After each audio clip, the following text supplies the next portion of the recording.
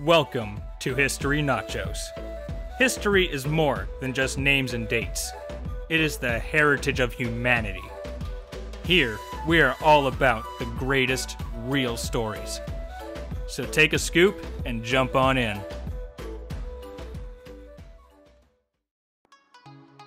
Feudal Japan, a land steeped in tradition, duty, and honor. When Western influence shook up Japanese culture, the government cut off contact with Europe. The island nation remained isolated for centuries, until it was forced open in the 1850s. When Japan emerged from hibernation, it entered into a dramatically changed world. The West had industrialized and was taking over the globe. Some Japanese leaders realized it was only a matter of time until Japan faced colonization. They launched a revolution that would transform Japan into a world power. Welcome to episode 16, Dawn of the Rising Sun, Meiji-era Japan. Japan's very interesting. Some people think it copies things.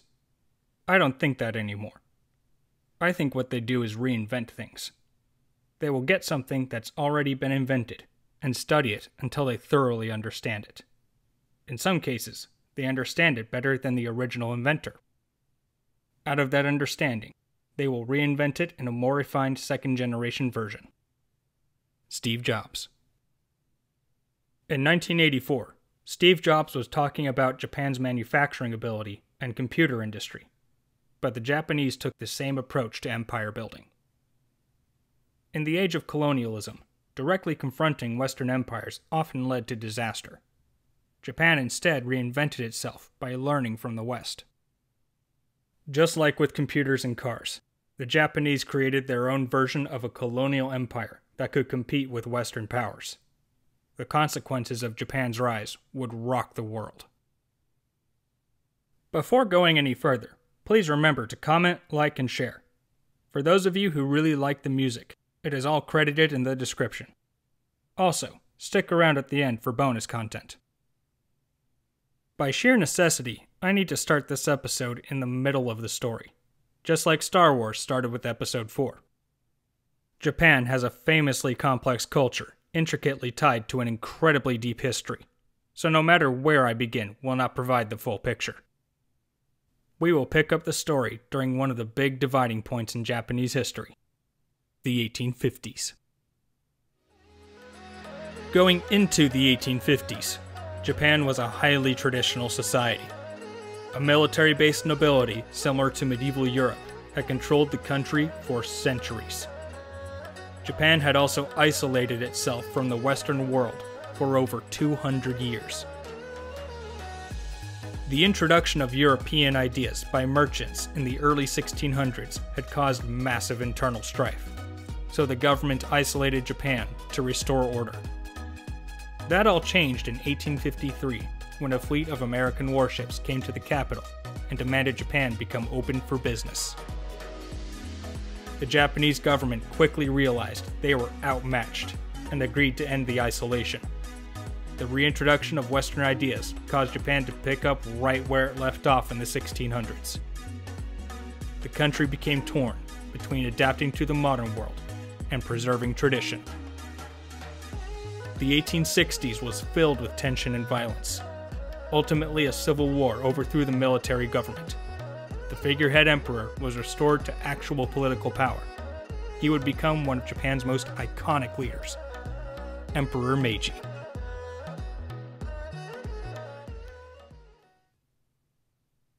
Emperor Meiji was only 15 when he took the throne. On paper, the young emperor had the final say, but functionally, his advisors ran the day-to-day affairs. Many of the advisors came from the group of samurai that had overthrown the last government to put Meiji in power. The samurai were Japan's warrior nobility, but they had also taken on civil service roles in peacetime. This particular group of samurai were some really interesting dudes. Several of the leaders had already traveled to the West. They fully realized what Japan was up against. which was one reason why they pushed so hard and so fast to overthrow the ineffective government. Other samurai had seen what needed to be done and decided to back the revolution. These guys have even been compared to America's founding fathers. In short, Meiji's advisors really knew their stuff, and had already demonstrated their loyalty by putting their lives on the line. Meiji and his advisors faced a monumental task in trying to modernize Japan. The leaders who had traveled to the West believed they had found the sources of its strength: constitutional governments for national unity, industrialization for a strong economy, and powerful militaries for national security. Based on their working knowledge of the West, the Meiji government announced a new agenda: enrich the country, strengthen the military. However, the Meiji government needed more information on how to achieve their goals. Once the dust settled from the transition of power, Japan decided to learn from its opponents. Under the cover story of renegotiating treaties, the Japanese sent out 50 top guys to observe Western societies in detail. Each one basically acted like a Japanese Alexis de Tocqueville. They were led by Iwakura Tomomi, one of the main founding fathers. Tomomi started out as a nobody, but became one of the most important leaders in Japan. By the end of his career, he was functionally running the country. I'm not going much more into his story, but it is definitely worth looking up. Modernization needed to start somewhere, and abolishing the nobility took top priority. The last government had needed to negotiate between a bunch of powerful lords, which paralyzed its ability to take decisive action. A blanket solution would not work because the samurai were a highly stratified class. Think of the Jedi from Star Wars, which, by the way, are largely based on the samurai. Katana swords were their version of lightsabers. At the top you had daimyos, which were the guys with serious political power. They were basically regional governors. Think of them like the masters on the Jedi Council. Near the bottom you had guys who had basic civil service jobs and did not own land. However, just like with the Jedi, even the run-of-the-mill samurai were still rather formidable. The rank-and-file guys basically got a government pension, and many were happy to take it. Winning over the daimyo leaders would require more finesse. The daimyos were by far the biggest threat to the new regime. Just a few months after the takeover, the Meiji government convinced several of the top daimyos to voluntarily give their lands back to the emperor. In exchange, they would be appointed as governors under the new management. Within a year, every daimyo had taken the same deal. Now all of Japan officially owed its allegiance to the emperor and the new regime.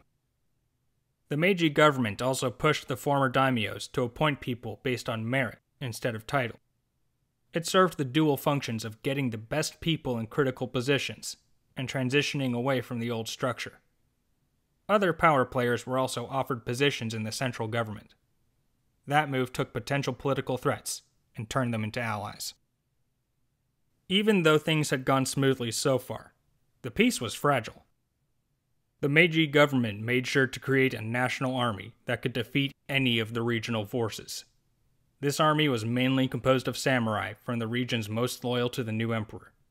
Now the central government was well established and could wield real authority. Time to begin Phase 2. The Meiji government consolidated 280 feudal domains into 72 prefectures. Each one would be run by a governor appointed by the Meiji government. Almost no daimyos were appointed governors. The previously autonomous areas also had to pay taxes to the central government, dismantle their feudal castles, and send their daimyos to live in Tokyo. This all occurred in the span of 3 months. As you can imagine, this was definitely not what the daimyos had bargained for.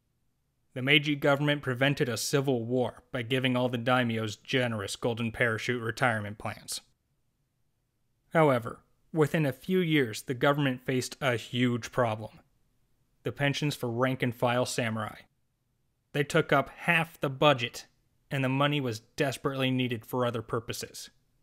The government decided to drastically cut back the benefits and give all the samurai a one-time lump sum. It was not well received, but the samurai could make do. What the samurai could not bear were the social changes. Being respected warrior swordsmen was their whole identity. Samurai lost their special warrior status when the Meiji government enacted mandatory military service for all adult males. They lost much of the prestige when the government transitioned away from the feudal system and allowed normal people to work in the civil service. It was like telling the Jedi they could not be peacekeepers anymore. Worst of all, the samurai lost the right to wear their swords. The Meiji government had made it illegal for anyone but police and military to carry swords in public. For the samurai, swords were not just weapons. Like Jedi lightsabers, they were also symbols of honor, heritage, and the samurai way. The social reforms pushed the samurai over the edge, and they began revolting. The biggest revolt happened in 1877 and was led by Saigo Takamori, one of the prominent founding fathers. This was the first real test of the emperor's power. Traditionalism was making its final stand. The Meiji government brought everything to bear militarily and economically. By this point, Japan was rapidly industrializing, which gave the government a huge advantage. The samurai still proved formidable opponents, but were defeated in 6 months. The last remnants of the feudal system were gone. The samurai were incredibly divided on joining the revolts. Quite a few actually volunteered to help the Meiji government fight other samurai. The loyalist samurai proved very effective on the battlefield. While dealing with samurai revolts, the Meiji government was multitasking. They also began compulsory education for both boys and girls.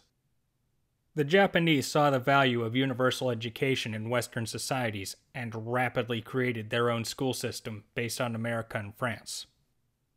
Educating the masses presented a huge risk. Exposure to new ideas and the development of critical thinking had potential to become seriously dangerous to the established regime. Just look at what happened in Europe after the invention of the Gutenberg printing press. However, the Meiji government also saw the upside of mass education: a much larger talent pool.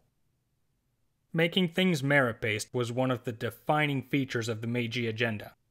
Widespread education would greatly help develop that idea. Japan also needed all the talent it could find for the big drive to modernize.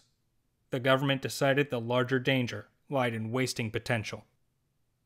Young people became excited by the huge expansion of opportunity. However, the schools were funded by local taxes, which caused riots early on. The Meiji government quickly got things under control and presented education as part of civic duty to the emperor. Speaking of the emperor, the Meiji Restoration presented the emperor as the symbol of national unity. He embodied Japan itself, and became a god king when the revolution restored Shinto over Buddhism as the national religion. Shinto is the native Japanese polytheistic religion that includes the emperor as a divine figure. Duty to the emperor was not just about being a good citizen.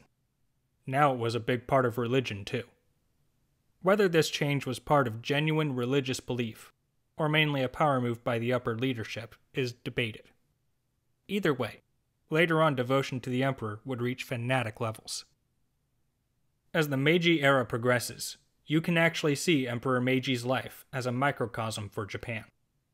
He started out as an awkward teenager in old-school medieval garb. During the 1880s, the imperial household adopted Western fashions to reflect how much Japan had already modernized. We actually have photos, and Emperor Meiji still looked rather unsure of himself after recently going Western. But by the end of his reign, Emperor Meiji appeared completely at home dressed like a Western monarch. The other big theme throughout the 1870s and 1880s was Japan's economic and physical modernization. The tax system got totally overhauled and provided the government with the resources it needed to carry out the changes. It also reinforced national unity because now everyone paid taxes to the central government instead of the local strongman. After observing the West, Japan knew the importance of infrastructure. At breakneck speed, Japan installed telegraphs, set up lighthouses to help shipping, created a postal system, and built a rail network. Westerners were paid handsomely to come to Japan and lend their expertise. Railroads especially boosted the economy. After the government got the first one set up, they encouraged private companies to get in on the game. A bunch of former daimyo and samurai with pensions provided seed money for railroad companies and made fortunes. They also played a big part in setting up Japan's stock market to really maximize the opportunity. The government also encouraged the formation of modern joint stock corporations, which created a class of big businessmen almost overnight. These guys got in tight with the government and became similar to their American counterparts like J.P. Morgan, John Rockefeller, and Andrew Carnegie. However, industrialization by creating factories was a minefield. The Japanese observers had seen how the West used money to functionally take over countries by controlling their economies.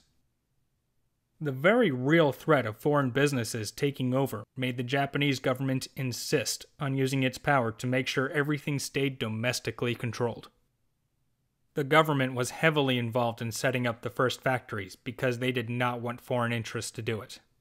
Many of the government factories ended up losing money, but they served a different purpose: training up a workforce and providing an example. After a few years, many were sold to Japanese businesses at bargain basement prices. The government had already borne the massive investment risks of building factories from the ground up, and now private businesses could purchase proven establishments. That is when industrialization really started taking off. From here on out, the Japanese government still took a very active role in the economy. Capitalism was allowed within certain government-set boundaries. Japan simply did not have time to allow complete free enterprise like America or Britain. Going into the 1880s, Japan was a completely transformed nation. Westerners living there could not even recognize the place. In barely a decade, Japan had fully reinvented itself into an industrialized modern state. The Meiji leadership had accomplished the impossible. Their efforts saved Japan from becoming a colony. By closely studying the West, the Japanese had created a model for rapidly modernizing under pressure. It worked so well that Japan became poised to act as a world power in its own right. Mission accomplished.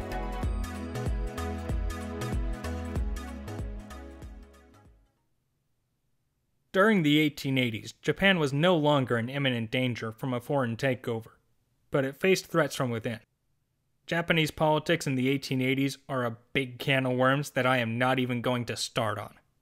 The important thing here is that it ended up with Japan creating a Western-style constitution based roughly on Britain. Technically, Japan had an elected legislative house, but voting was limited to the very wealthy who paid a bunch in taxes.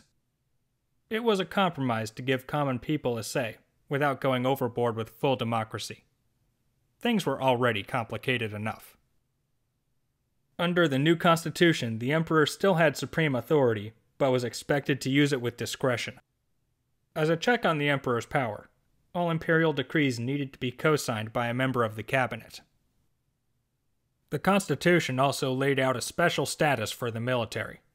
They answered only to the emperor himself, which meant military commanders were not accountable to the other civilian leaders. This is really important later on because it became Japan's Achilles heel. You can hear more about that in the bonus material at the end.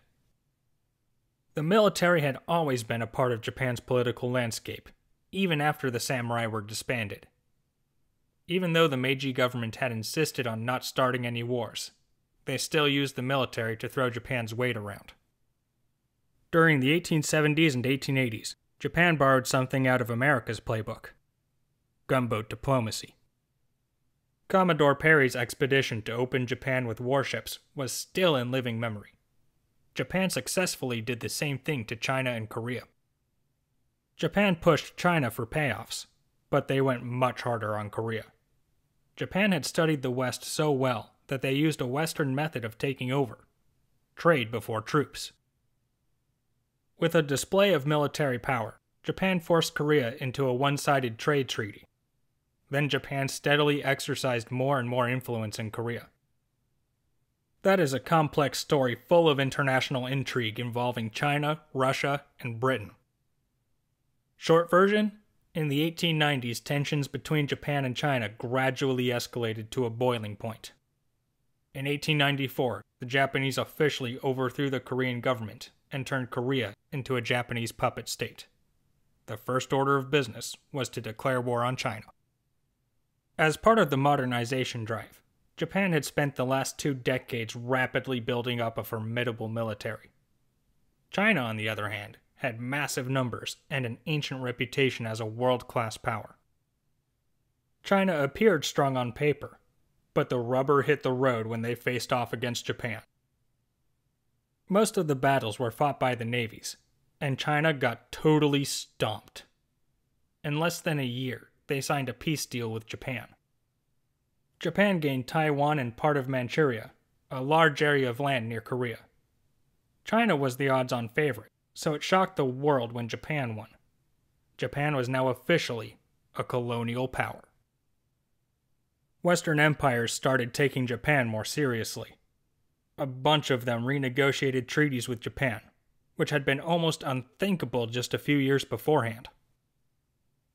However, Russia, France, and Germany wanted to put Japan in its place by forcing Japan to give up some of the land China had signed over. Japan gave in, but the fact that it took pressure from 3 Western powers says a lot. The effort to bring Japan down a peg actually backfired. It convinced many of the Japanese that even though Japan had come a long way, Japan was still not strong enough to take on the West. Japan found itself at a crossroads. Option 1 was to be content as a regional power that could stay independent from colonization. Option 2 was to ramp up the military and go full imperialist. Japan chose option 2. At the turn of the century, Japan controlled much of Korea, but the Russians still had a presence there. Japan and Russia started negotiating to settle the matter. Japan wanted Russia out of Korea, and Russia wanted a big piece of Japanese Manchuria. Neither side really wanted to give anything up. Since taking on China a decade earlier, Japan built up its military even more. In 1904, the Japanese did the unthinkable. They declared war on a Western empire. It was a massive gamble, but victory would achieve Japan's national dream: becoming a world power on par with the West. The Russo-Japanese War was a serious fight. It got ugly really quickly and became a smaller-scale version of World War I style combat. The Japanese made great gains and destroyed the Russian Navy, but at an unsustainably heavy cost. Russia was humiliated by the loss of ground, and revolution was brewing at home. Both sides wanted an out, so they brought in a mediator to help them come to terms. That is when they contacted the American president, Theodore Roosevelt. Roosevelt negotiated a deal where Japan got exclusive rights to Korea and a few other goodies, but not much else. Negotiating the deal earned Roosevelt the Nobel Peace Prize.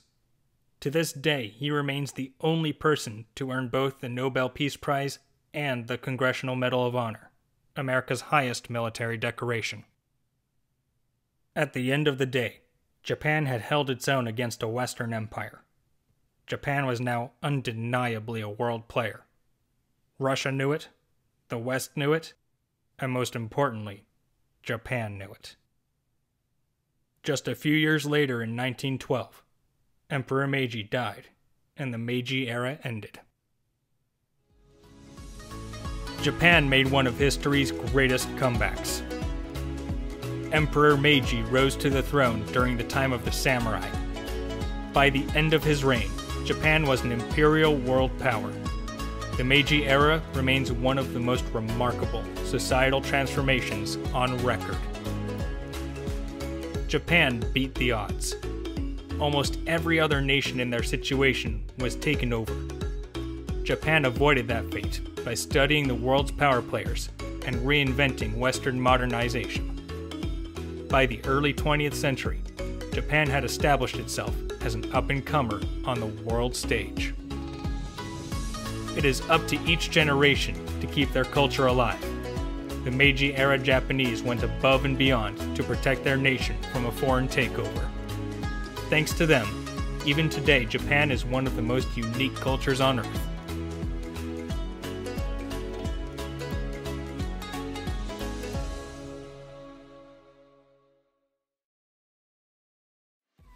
You have officially made it to the bonus material, the guacamole on these history nachos. Stick around to hear about the aftermath, modern relevance, or anything else we decide to throw in.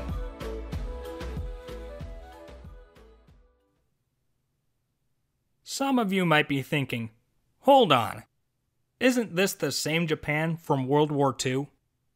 It was the same government, but headed by a different emperor and run by a completely different generation. The period between Emperor Meiji's death and the start of World War II is incredibly complex. It could easily be its own episode. Basically, Japan started changing again when the next generation rose to power. Remember how under Japan's constitution the military was only accountable to the emperor? Meiji's son, Emperor Taisho, was not nearly as strong of a leader, so the armed forces ran amok. The civilian leadership tried to rein in the military with budget cuts, but that just motivated the military to get even more involved in politics. Taisho only ruled for about 14 years, but massive societal damage occurred on his watch. The military basically became an independent branch of government that had the power to override everyone but the emperor himself. The military officers even had a variety of disagreeing factions that acted like unofficial political parties. After World War I, Japan received many of Germany's colonies in Asia. It further reinforced the idea that militarism and imperial expansion were good things. As a result, the military got even more popular with the Japanese people, which put pressure on the civilian leadership. In 1926, Emperor Taisho died of a heart attack at age 47. The crown passed to his 25-year-old son, Hirohito. If that name sounds familiar, Hirohito is the World War II emperor. Hirohito came into a complete mess. The economy was crashing and the military was taking over. How much power Hirohito really had in Japan's internal affairs from 1926 to the end of World War II is a hotly debated subject. To make things worse, during the 1930s, a bunch of young junior military officers started going rogue. They would often either get bailed out by higher-ups, or public opinion would overwhelmingly favor the young troops who purportedly acted with good intentions. Eventually, they went too far and started a land war in China. Japan's war with China is considered the point where the Japanese enter the conflict later known as World War II. After World War II, a devastated Japan had to reinvent itself again.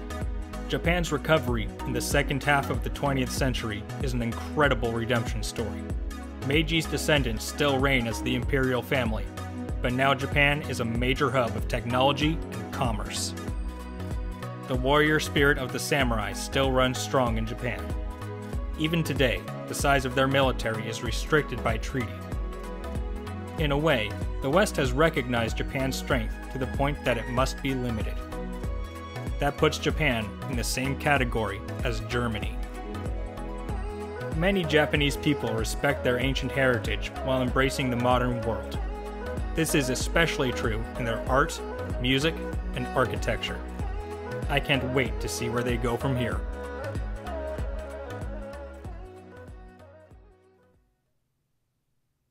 If you want more details about Japan's history, I highly recommend A Modern History of Japan by Andrew Gordon. It goes from the samurai system before the Meiji era, all the way through the early 2000s. For those of you doing research, it is an absolute gem that includes tons of sources in the back. As always, we would love to hear from you. Our contact information and social media sites are in the description. Older episodes are all freely available on YouTube and BitChute. Which reminds me, Now History Nachos is on BitChute and Parler. The Parlor site in particular will feature additional bonus content. It will include things like relating modern events to history, book recommendations, and interesting topics that did not make it into an episode. If you enjoyed this episode, please consider making a donation on Patreon or PayPal. It is the digital version of putting change in a singer's tip jar. Any amount is greatly appreciated. Until next time, thanks for listening.